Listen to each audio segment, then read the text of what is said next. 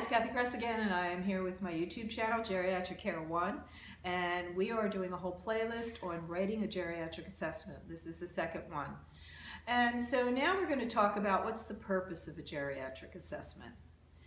The first purpose is to convey information you've gathered about the client. And so you're going to be looking at, you're going to do all these assessments, you're going to get information from that, but you're also going to look at medical records, you're going to look at nursing home records, you're going to talk to the family and take case notes.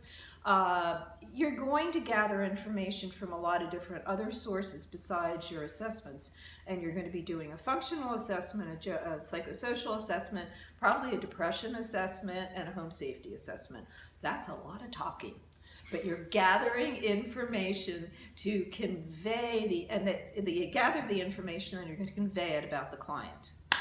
So the second thing it needs to be is organized in a persuasive manner, because you're writing this assessment. You gather it all, but then you've got to sit down and write. That's what we're talking about, writing a geriatric assessment. So this is very different.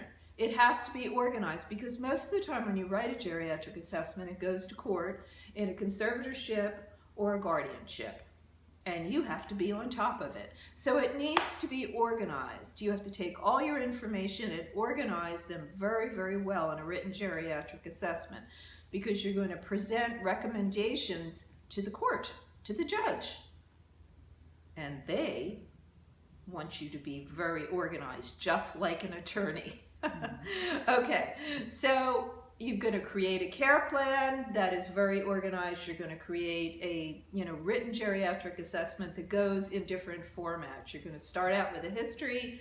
I'm not going to go through all of this, but you can go to my Handbook of Geriatric Care Management, and I have a whole chapter on writing a geriatric assessment, and you can see the order. You need to follow that order. That's what I mean about organized.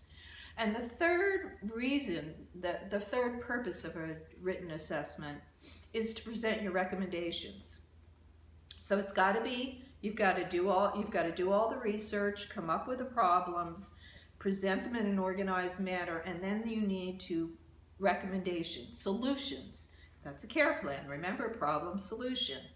So you have to address both the problems and the issues involved, and everything that you uncovered by doing all these, reading all the medical records, talking to all the family members. Sometimes they won't talk to you. Sometimes they lie. I would call that geriatric fiblets. They don't mean to lie. Sometimes they really mean to lie. And everything that's documented and undocumented. And you are going to come up with the end. Remember, I said you were a detective in the last one. You've solved the mystery. You're going to reveal the solution to the mystery, Sherlock Holmes' wife, to the judge. It has to be right. And I talked about it not being right in the last YouTube. You can go back and, I explain why it has to be right. But just remember, you're going to court here with an attorney, but he's relying on you. So that's the purpose of a geriatric assessment. I'll see you next time. Always go to my website, cathycress.com, and I'm doing a free webinar quite soon on writing a geriatric assessment. See you next time.